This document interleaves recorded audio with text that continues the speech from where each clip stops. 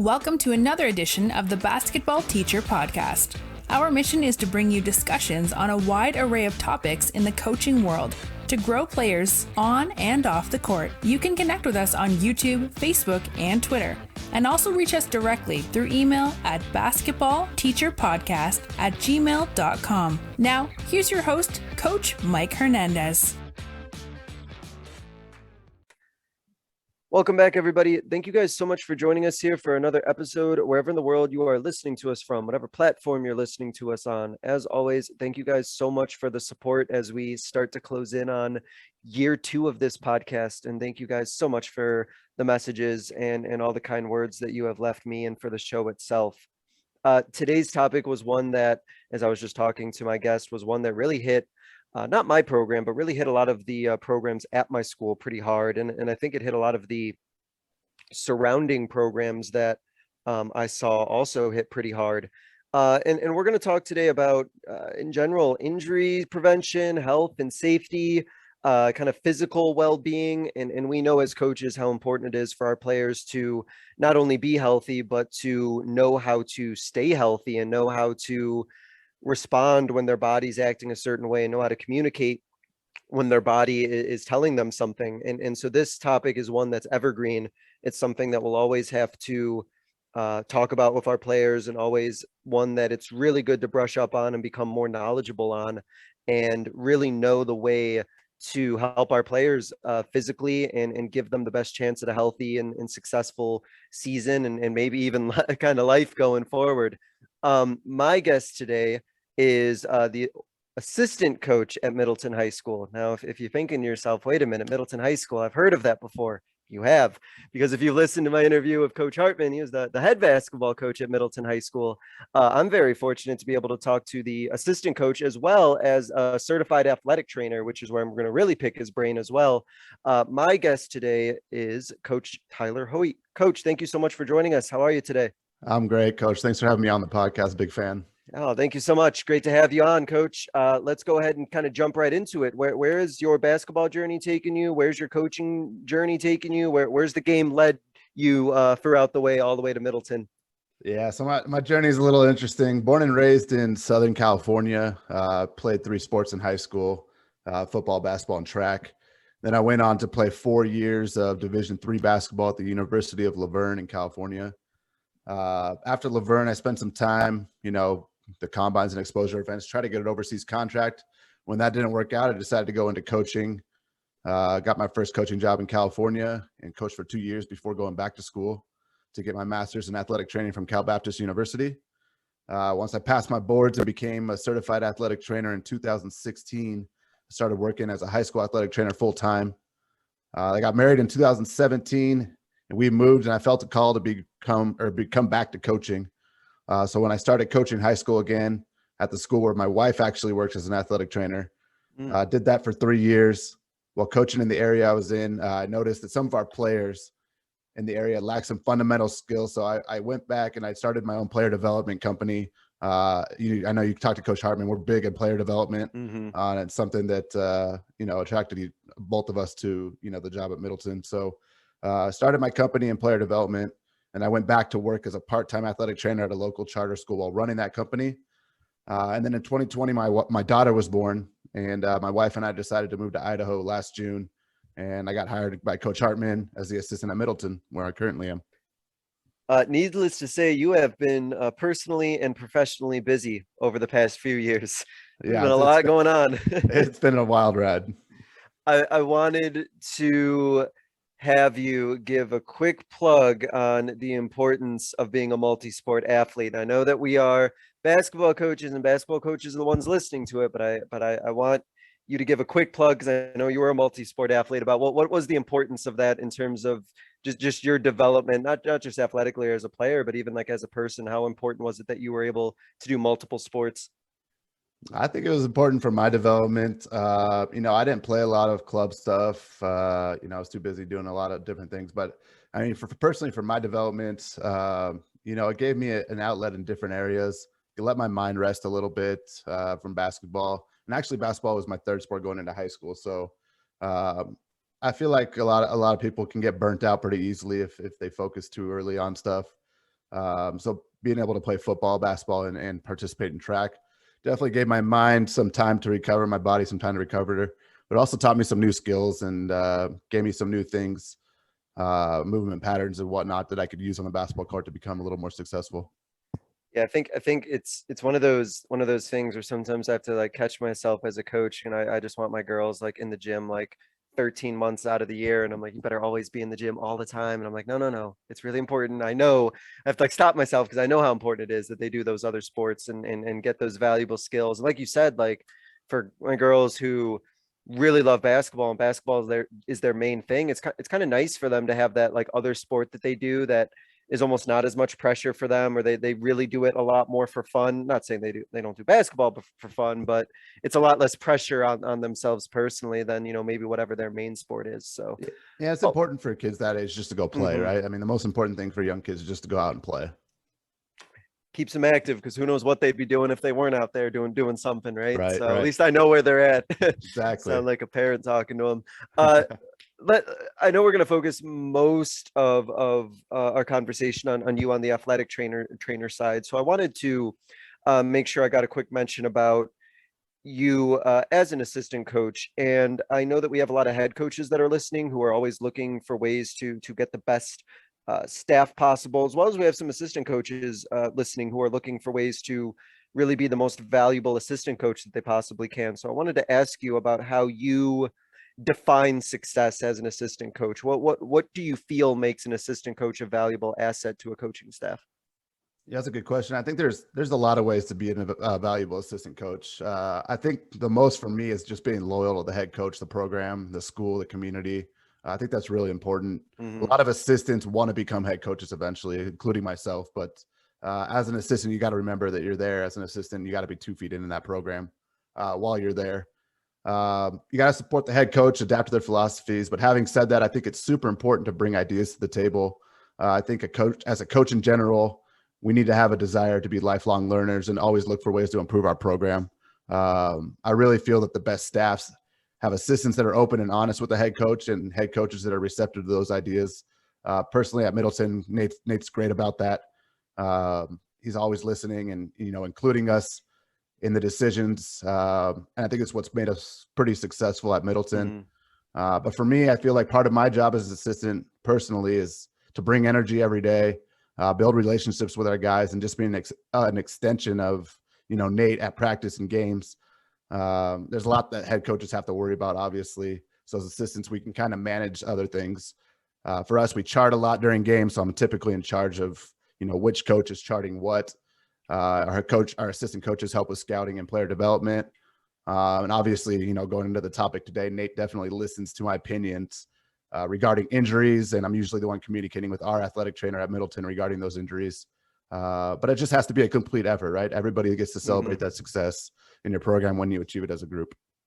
And I think one of the really important aspects I got out of your answer is that you have like a defined role and a defined like expectation, and you have something that you can really sink your teeth into. And I feel like I found that the most valuable assistant coaches who I hear from, or who I get insights and from, to tell me that like, hey, I have like a specific role, I have a job, I have something that I can in a make for just having to kind of always go along and just sort of back up the head coach. There's something that they have, like they can kind of take ownership, and it sounds like that's the case for you as well.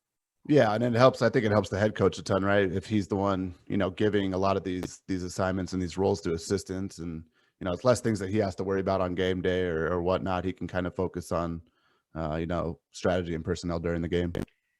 And it's, yeah, always good to have somebody reliable that you can count on your staff, that you like, okay, I can trust so this, and I know that they got this, whatever it is that you're trusting them with. And sounds like Coach Hartman and definitely is in a good position, knowing that he's got you for that. So that's awesome. And like you said, you with and I would too if you were on my staff, is the athletic trainer, injury prevention, and kind of the physical well-being aspects of. And so as we kind of shift into this topic about like kind of injury prevention, health and safety, we'll jump right into what comes into mind for all of the basketball coaches out there. When we think of basketball injuries, we're thinking about ankles, we're thinking about knees, we're thinking about all the twists and turns that those body parts do that they probably doing. In a general sense, in your area of expertise, what do you think causes a significant amount of those injuries? What do you personally see, and how do you think we as coaches, what sort of things can we do to help minimize or prevent those as best as we can? Yeah, ankles and knees are definitely two of the areas we see a ton of basketball injuries. I'm pretty research driven, so you're gonna hear me research. You're gonna hear me reference some research studies and stuff throughout the talk here. But in 2019, actually, they found that 64% of injuries recorded from a group of high school athletes, basketball athletes, were related to the lower extremity. Ankles accounting for 22, and knees accounting for 18%. So right on line there with what you said. But unfortunately, I think most of those injuries that occur in games, for the most part, practice are kind of out of control. I mean, we've all, seen the injuries and how they happen in game. And I don't know that we can necessarily control some of those things, but I do think there's a lot of value in coaches collaborating with an athletic trainer to implement injury prevention exercises, such as a dynamic warm-up or ankle strengthening or mobility work. There's definitely studies out there that show that lack of mobility can lead to basketball injuries. A study that said that ankle mobility can lead to knee pain, which is something we hear a ton of from basketball players, right? My knees hurt. A lack of hip mobility has been proven to increase the risk of ACL tears. So while a lot of things and the injuries are probably out of our control while they're happening, I think as coaches, we can incorporate things into our off-season and in-season development to better prepare our players' bodies for the rigors of the competition, for sure. So you brought up it's a hot topic. It's one that, oh man, I feel like if I were to ask coaches, 100 coaches, I think I'll get 98 different answers, maybe 99 to 100 different answers. And that's when it comes to warm-ups or it comes to just stretching in general. I've seen, I've seen everything. I feel like I've seen the, stand in line and everyone's kind of doing like a little follow the leader and stretching that way. I've seen some of the more dynamic stuff. I've seen the, circling up and, counting to 10 and down from 10. I feel like everything when it comes to, warm-ups.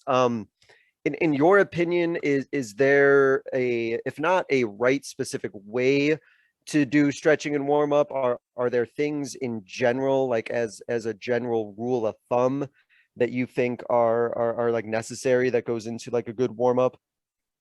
I mean, personally, my preference is a dynamic warm up, get guys in motion while doing things. I don't static stretch before kids are warmed up.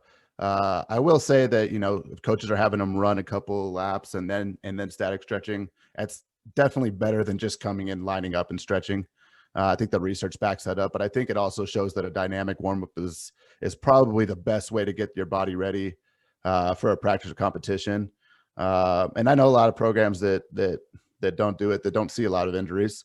But I also see, and I know programs that do it that see a lot of injuries. So, like I said, it's not always in our control, but I think the research definitely backs up that doing a dynamic warm up prior to activity probably decreases your risk of, at least the muscle strains and, the soreness, for sure.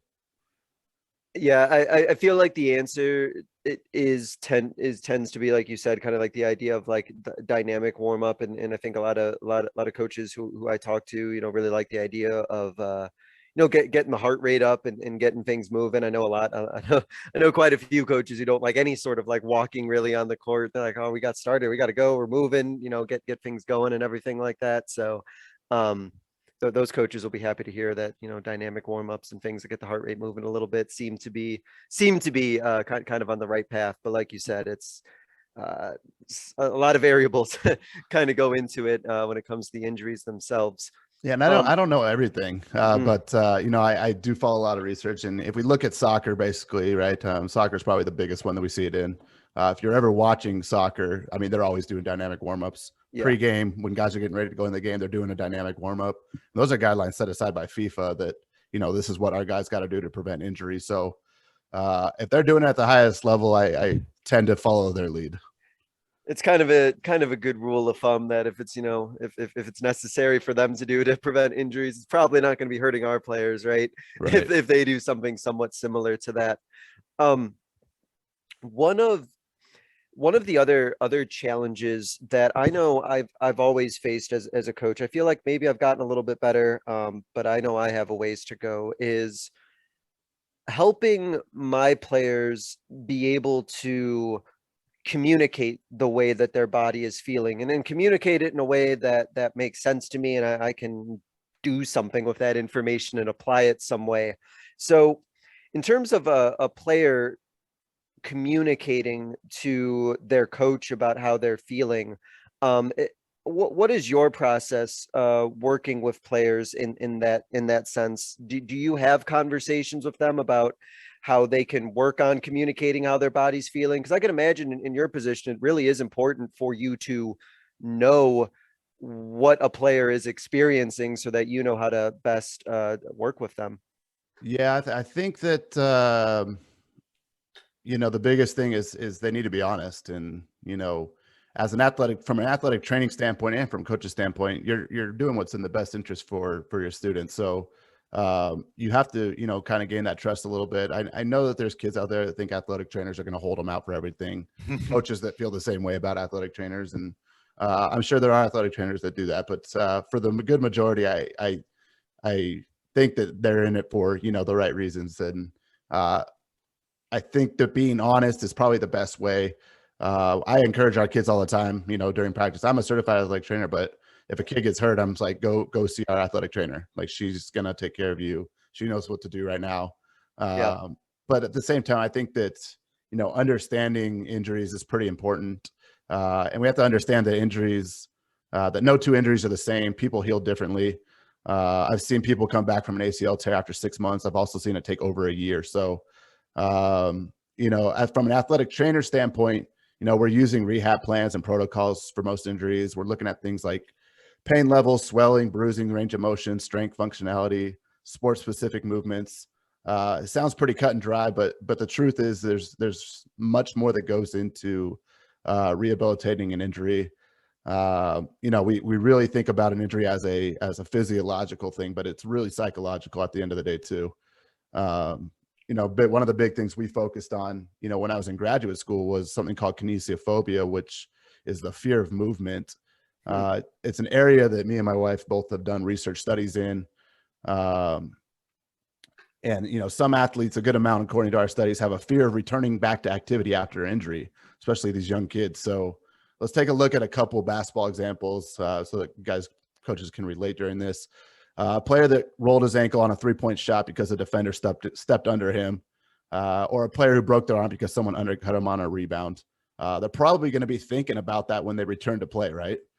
I mean, you might as well just use my name at this point, because I was the one with the ankle. That was me. I absolutely terrified of landing again and messing up my ankle. So yeah, yes. Keep going. It's very real, right? So mental health definitely plays certainly plays a role in recovering from an injury. And also our players with, long-term injuries. You tear an ACL, you're out for a year. Player isolation and identity loss is huge after an injury. For personal experience as a player, and probably you can attest to this, when you lose who you are kind of when you're not able to be on the court competing, right? When you're so used to it, you kind of lose that identity a little bit. So I think as coaches, we need to make sure we're finding roles for these players so they're still involved and they feel like they're still part of a team. But yeah, communicating with your players from both a coach and an athletic trainer standpoint about not only how their body's feeling, but how their mind is feeling is paramount. And from a coach's perspective specifically, if we don't account for the mental side of an injury, I don't think we can fully be able to interpret a player's performance on the court. And I don't think that's really fair to our players.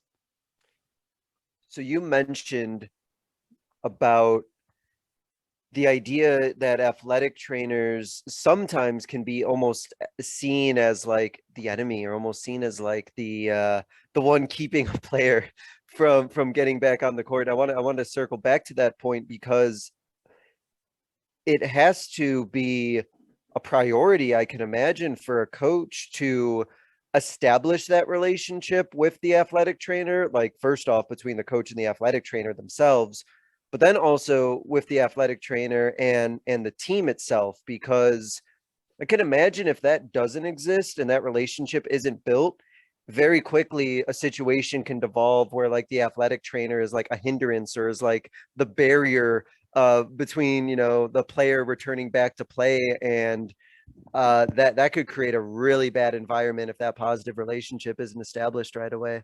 Yeah, I think you're spot on with that. I mean, I think that we can get caught up sometimes in certain things as coaches, and I feel like we don't like it if maybe one of our players can't play, but our athletic trainers are there, to keep our players healthy. And honestly, they when they love to watch our teams win. I'll tell you that. They take a lot of pride in that, but they're more concerned about the players' well-being for sure. It's and so I imagine like building that rapport too. I feel like a lot of athletic trainers who I've had the privilege of talking to, and this is kind of going off on a tangent. I can speak to the athletic trainer who I have at my school, is just wonderful. Yeah. I know that she really, really wants to get to work with and get to know players like before like the injury even happens. Like she doesn't want to be the one who's only necessarily communicating or seeing players by the after they get hurt, but would rather like work with them about things that they can do before like injuries, or even things about like diet or nutrition or some of these other aspects of life. And I know that at least I can speak to my school. I can imagine she is not an isolated incident where like athletic trainers want to be involved and they want to be a part of your program, and in many cases be more if they can than just the person that they go to if like a player of yours gets injured. Yeah, I think you're spot on, and that's awesome about your athletic trainer. I applaud that, and most, like you said, the rapport is huge. Coaches and athletic trainers and players establishing that trust with each other. Listen, athletic trainer is probably one of the biggest resources you have on campus, and they can help your team win a lot. And I'll tell you right now, most of the athletic trainers that I know are your biggest cheerleader. Like they want you guys to win, right? So. And they get into it. A lot of athletic trainers are former athletes themselves. So, but yeah, you're right. I mean, the rapport is big, and getting to know your players from an athletic trainer standpoint is important, because that trust is established, and they're going to come to you when they're not feeling right, or they have a question about something, and it just goes back to using the resources available to you, to put your players in the best position. Yeah, absolutely.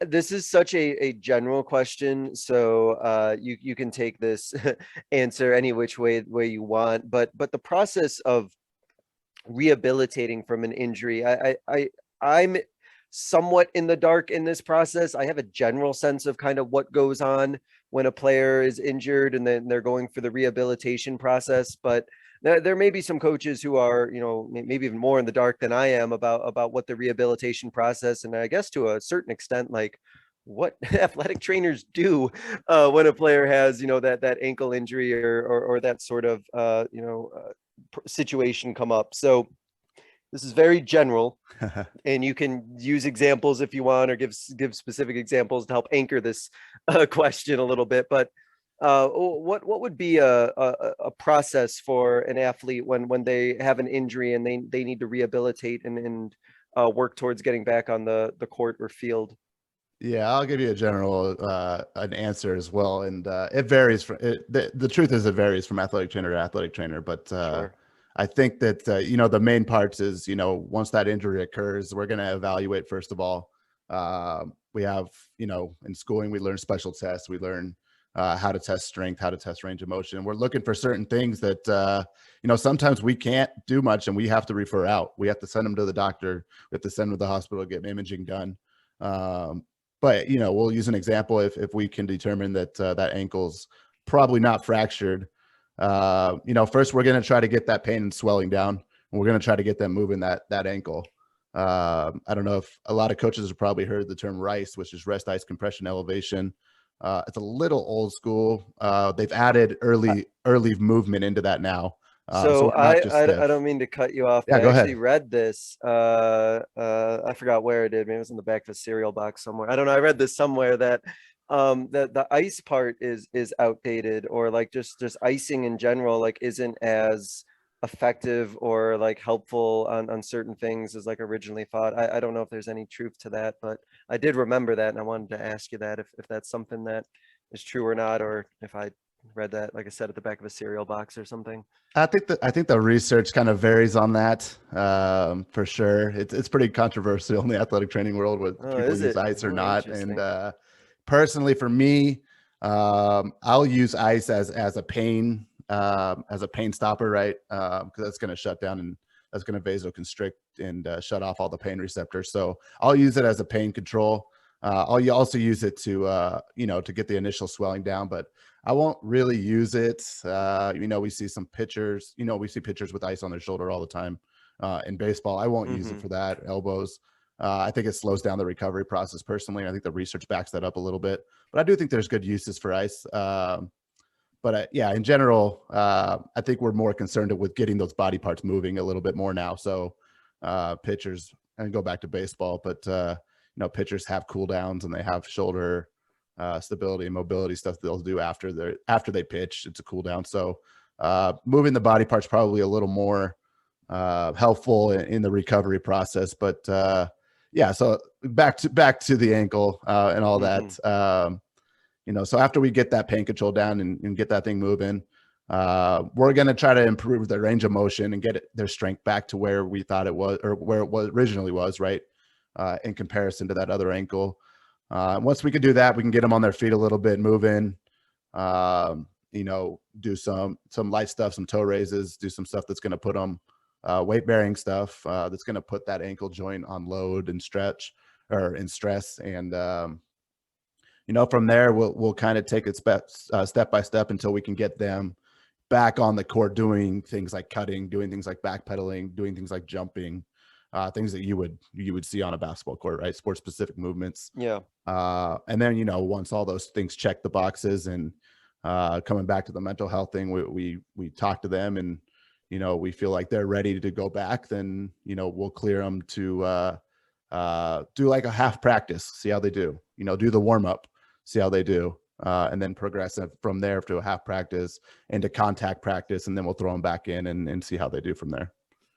That's the general answer. Yeah, and because it's such a general answer, everyone's timetable on that, I imagine, is going to be a little bit different, and there is no like one size fits all sort of answer about, oh, this player got injured at this point, so they're going to be ready by X amount of date. Like it doesn't work that way, right? As much as we would like for it to happen, even something like a sprained ankle, depending on the type of sprain and the location of it, I can imagine can widely vary a player's recovery time when they're ready to get back on the court. Yeah, it's something that we get asked a ton from coaches, and it's not their fault. Like, how long is the recovery for this? And it's you're exactly right. The answer is I don't know.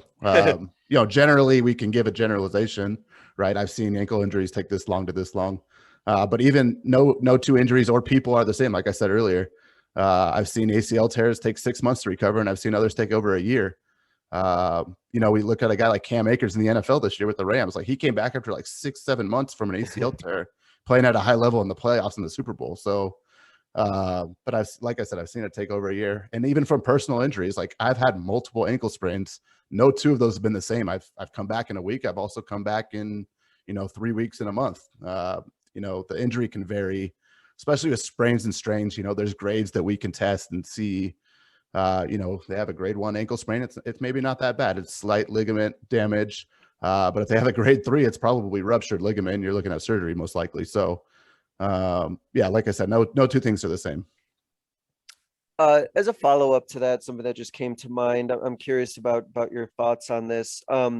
Again, understanding as we both know that no two injuries are the same, but in a general sense, what are your thoughts on when that player, lands on his ankle wrong and in the middle of a game, and they're hobbling a little bit as they go off the court, but they're ready to just ready to gut it out and ready to keep going. The adrenaline's going. They want to tough it out and keep going.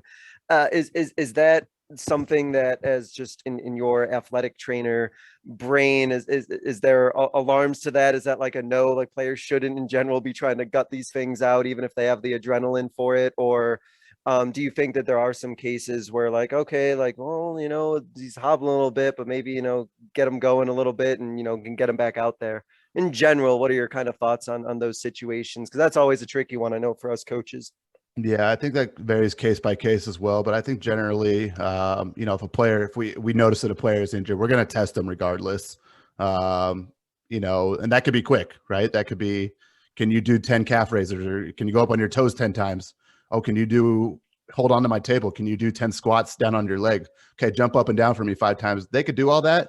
We'll generally probably put them back in the game and clear them to go back in, right? So we're looking for very specific things when we're evaluating an injury. And I tend to play it personally. I tend to play it on the safe side, as do most athletic trainers probably. But I think it's case by case. But if they hit all the landmarks, and like I said, the big one is concussions, right? Yeah, So, that was gonna be my next one about concussions, because that one is one that I would hate to be on the wrong side of that, as an athletic trainer, and make any sort of mistake in regards to that. And so I can't imagine, so in some cases, the pressure or the difficulty it might be, and even if you do the protocol that you do to kind of make that decision in the moment. yeah, with high school kids, we're always going to play concussions on the safe side. Yep. The rules have been put into place that if you suspect a head injury, they're done for the day at least, right? They're done.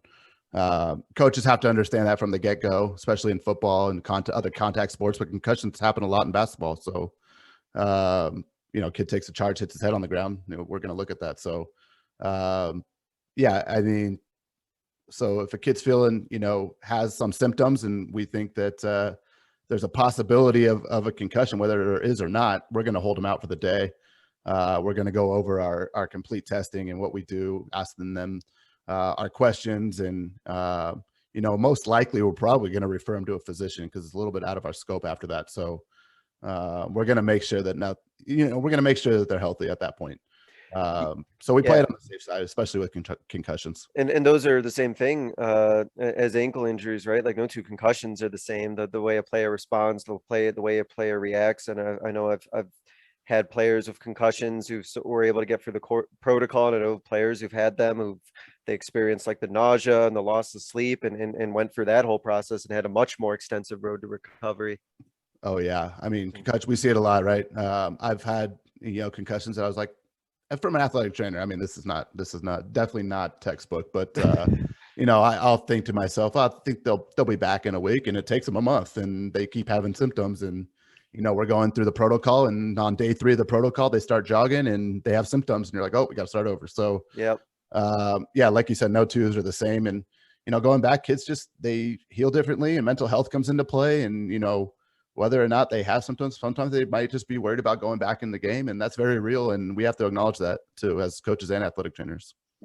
Yeah. I know I had a player years ago, about 5 or 6 years ago, who was just going for a rebound. Things got tangled up and smacked the back of her head on the court, and was able to physically recover and go for the whole process. But there was definitely for a while a pretty big hesitancy to go up for rebounds and like go up and put themselves in that position where they were up in the air like that. And yeah, I mean, it's one of those things where, yeah, I could imagine if I was I think 14 years old that she was, and I did this motion, all of a sudden my head smacked against the back of the floor. Yeah, I might be a little hesitant to want to get in there, and may think like, is it really worth it for me to try and get this rebound if this could happen?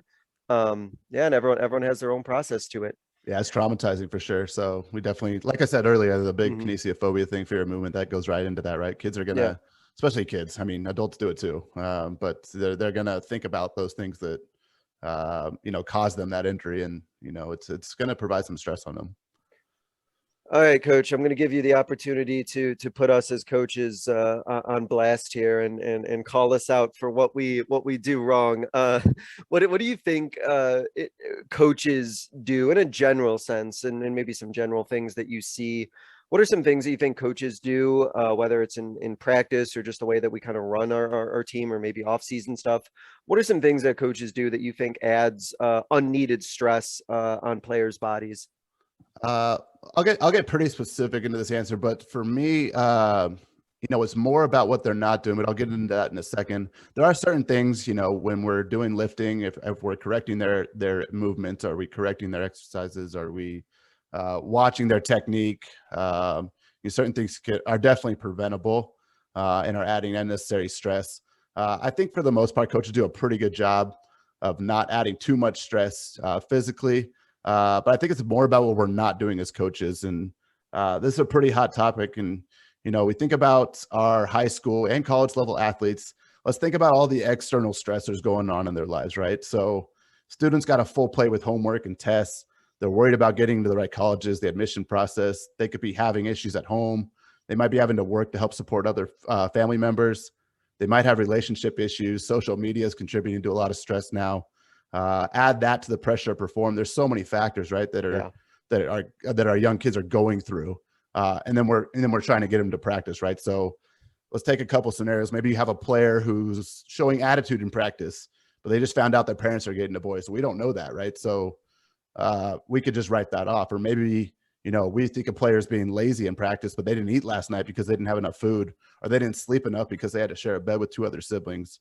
And obviously those are more prevalent in certain areas, but we definitely see it. So I think too often we just expect players to forget about all these things when they step onto that court, and it's kind of that when you lace them up, you're here kind of thing. But the importance of mental health in student athletes is becoming more and more clear. So, I'll jump back into a little research here. A recent study showed that 15% to 21% of college athletes aged 18 to 25 suffered from depression. That's roughly 1 in every 5 athletes and twice the percentage of adults. So we're seeing this more and more tragic stories of teen suicide. We're seeing it a lot with athletes, right? We just looked at the Stanford the keeper, and I don't want to speculate and say that was depression or whatever it was, but it could be very, very well what it was, right? So Sure. These external stressors can absolutely contribute to injury. Depression could lead to weight loss, among other things, which leads to a lack of nutrition, which will lead back to a lack of performance and injury. So having said that, I think as coaches, let's go back to communicating with our players, right? We have to be able to identify these things. Again, collaborate with your athletic trainer, your counselors to come up with a plan. Use your resources. There's college programs now using patient-reported outcomes, wellness surveys that are asking their players easy questions once a week. How much sleep are you getting? What's your stress level? Something regarding nutrition or hydration. And then some surveys are, asking questions to a player. What's something you're grateful or proud of, or what's something you're excited for? It could be super discreet, right? Like this doesn't have to be in front of everybody. Coaches can use Google Forms. It's super easy to use. They could use their team app or whatever source of communications they may be using with their athletes. But again, as coaches, we have to be able to identify these things and use the resources around us to help our players. So, to answer your question, I think it's more about, what we're not spending enough time on as coaches rather than what we're doing.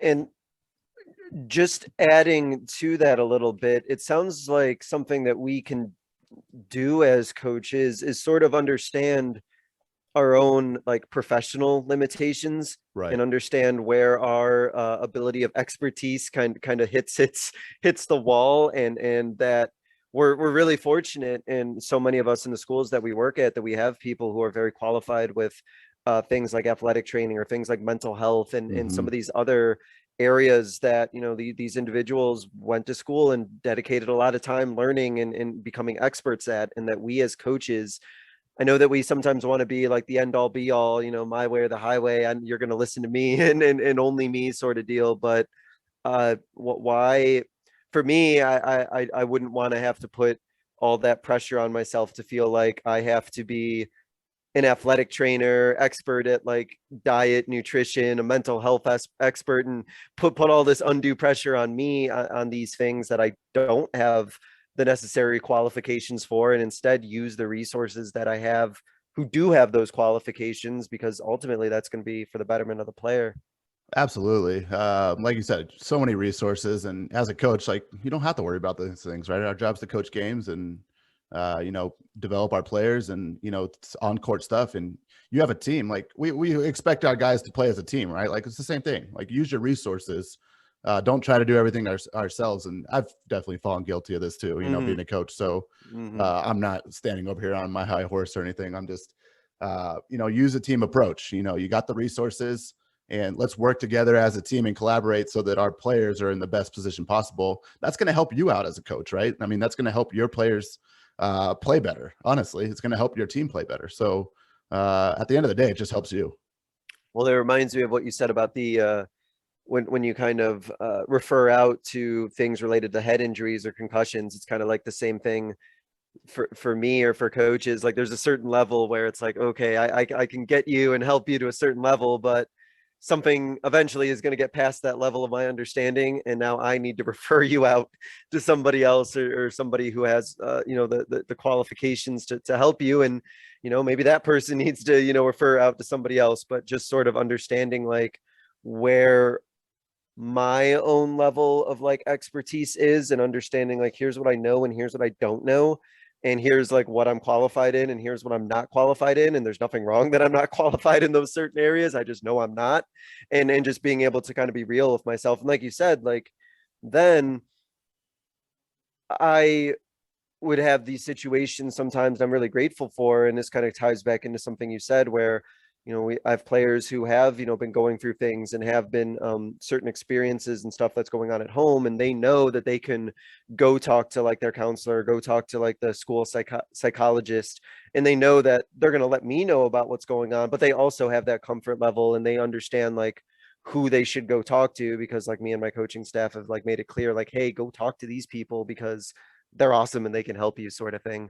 Absolutely. Yeah, no, you're hitting it right on the head with that. The more, it's about building relationships at the end of the day. So, the more people that we're getting to know, like you said it earlier, our athletic trainer wants to get to know your players before an injury. It's the same thing with coaches. Like, we should get to know the athletic trainer, the school counselors, their teachers, right? We should do that as coaches.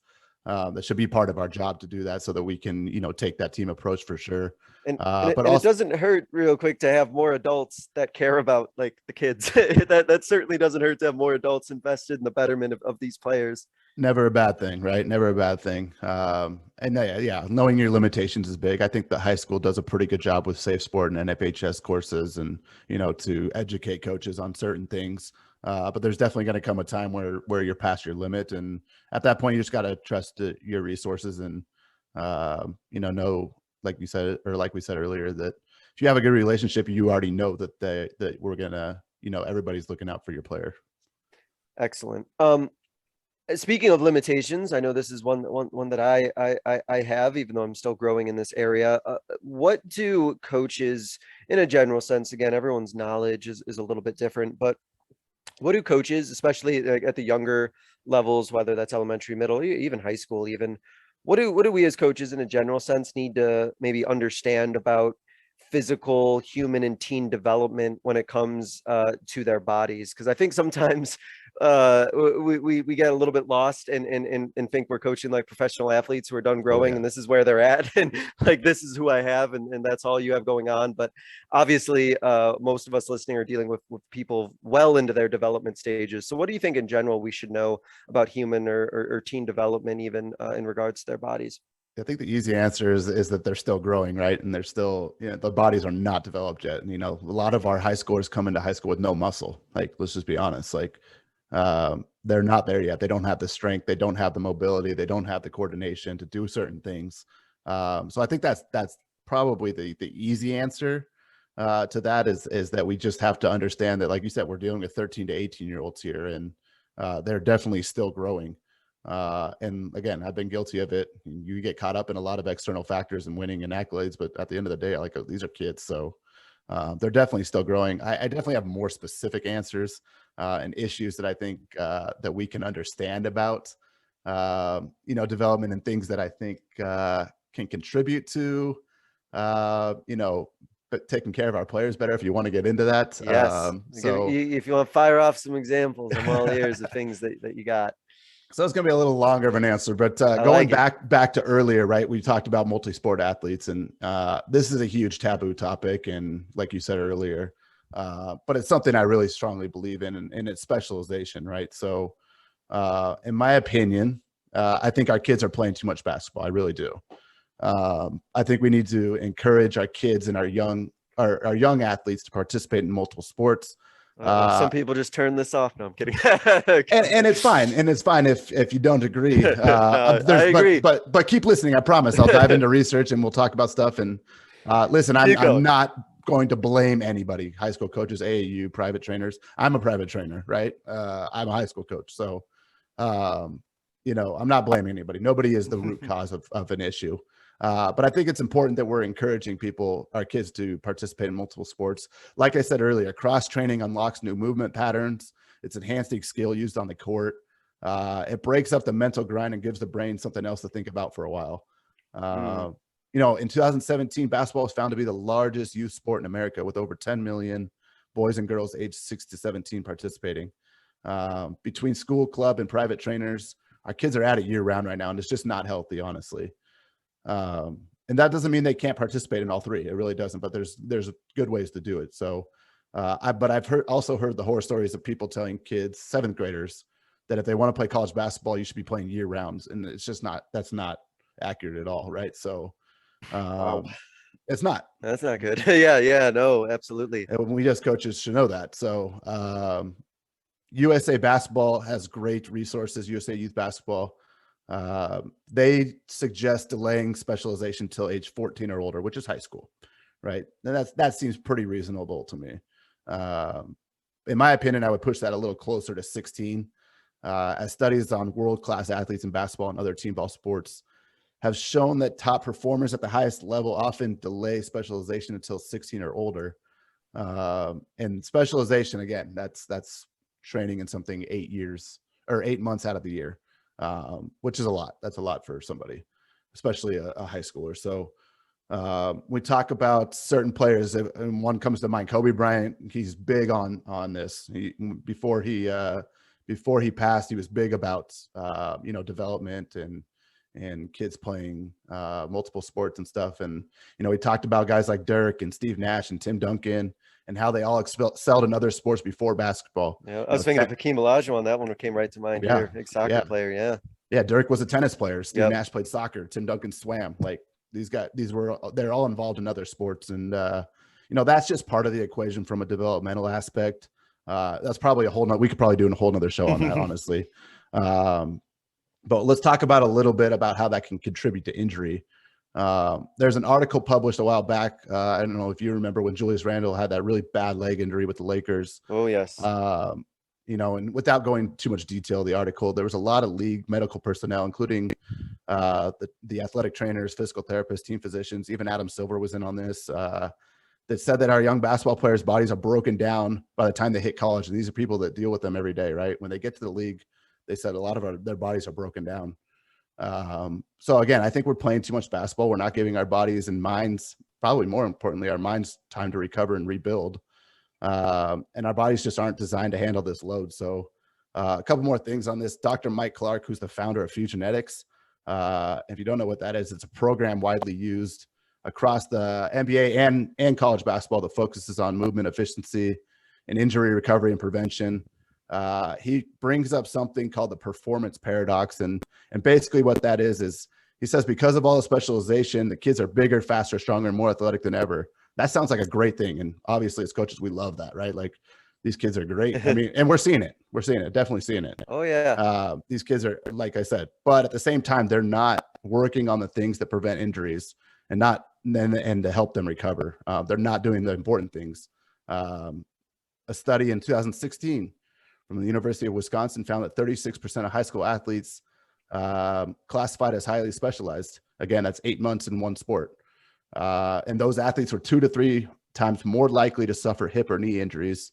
And another study showed that specialized athletes were 125% more at risk for overuse injuries, such as bone cartilage and ligament injuries. So the research is there, right? I mean, I'm sure there's research out there that found that, no injuries or lack of injuries. And that could be very real as well. But, I tend to listen to the experts on this. So I don't think I'll agree with them. I don't think our bodies are designed to handle the constant stress of repeated movements and loads. I just don't think it's healthy, especially at a young age, which is why we want to go do other things. And lastly, to kind of put this in a basketball perspective, officials from the Nike EYBL circuit, we're all familiar with that as one of the top AAU circuits in the world. So they estimated that if somebody played constantly between the ages of 7 and 19, so 13-year span, they could easily play more than 1,000 games. And that's not counting practices, pickup, or private workouts. That's enough games to encompass about 12 NBA seasons. And these kids are 6 to 17, right? So the competition season is and it's just getting longer. New live periods are being added. Pressure of getting college offers in a time when it's hard to come by right now, that gets added. So I just think it's too long. And again, I think you could do all three, but I think there needs to be some time off. There needs to be some rest. There needs to be some guidelines. And going back, USA Basketball suggests players take one day off a week and during season, and then an extended period of time away from organized basketball, following the season. And I agree with them. I think it promotes physical and mental recovery, maintains motivation, and maybe most importantly, decreases burnout. Like, these kids will keep wanting to play if they're not burnt out at that point. So again, it helps you at the end of the day. And I don't think that's so much to ask, right? I mean, one day a week taking off from basketball activity, and we as high school coaches, I mean, we give our guys time off before we come back and do our spring stuff. So I think it's healthy from a standpoint. And I think it's going to, at the end of the day, I think we need to remember why we're coaching, right? I mean, it's for our athletes. So we want them to be healthy and put in the best position possible. In addition to that, and that is something that you touched on, and is a real big concern of mine, especially with the amount of time some players are spending with basketball.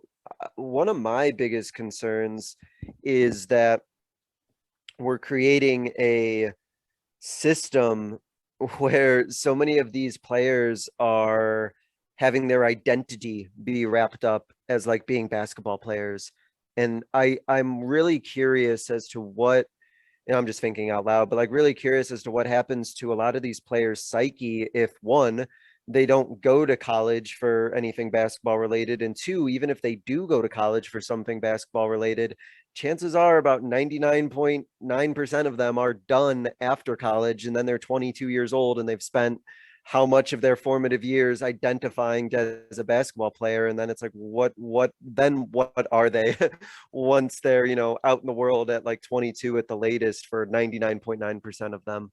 Yeah, absolutely. I think, this could be a rabbit hole and we could dive down this, like you said, thinking out loud. And, but the identity is huge. Like, the kids, I mean, we have to look out for our players, and our players have to look out for themselves.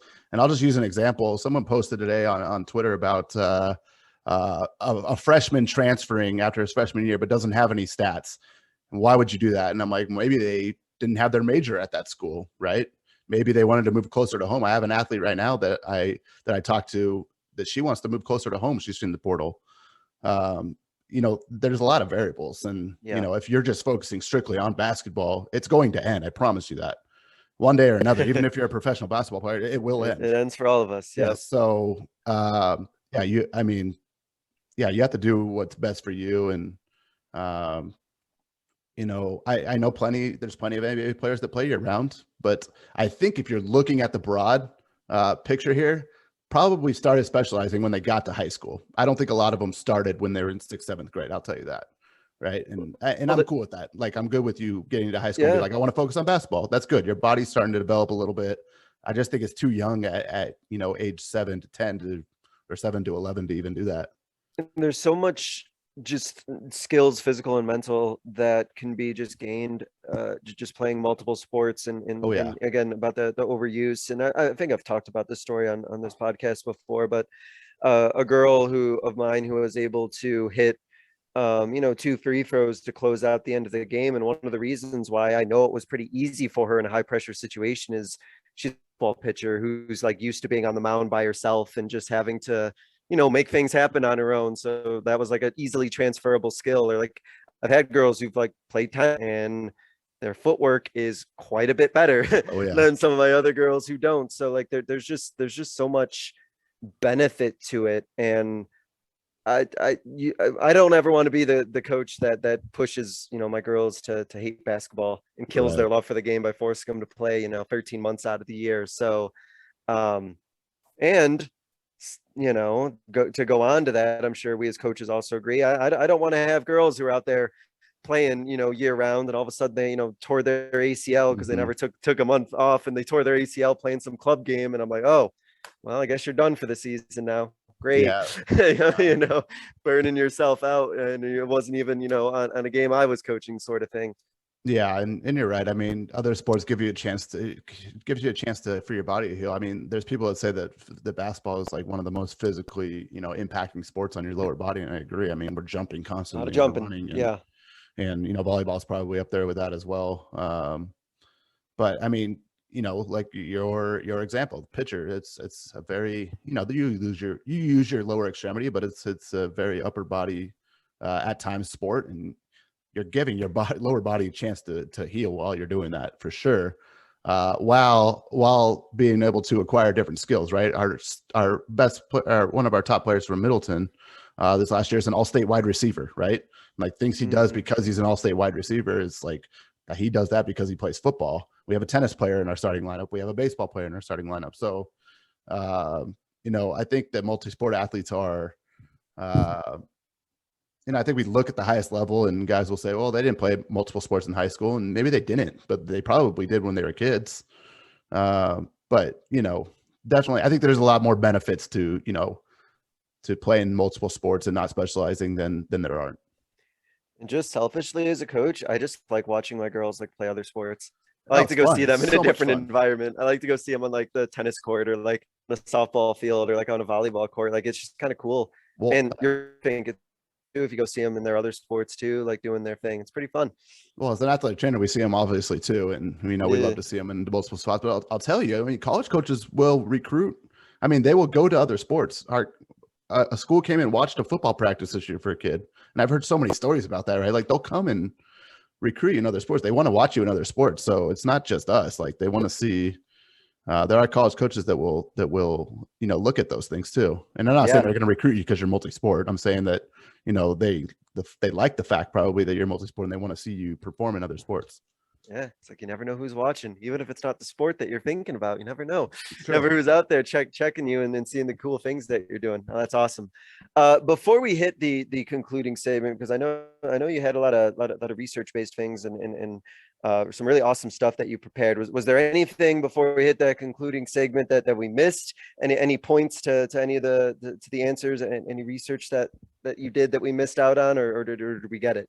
No, I think we hit it all. I would encourage coaches to dive into research. I really would. I mean, it's fun. It's not the most thrilling thing to read a lot. I mean, it's white papers but there's a lot of cool research in there, and stuff that you could look at.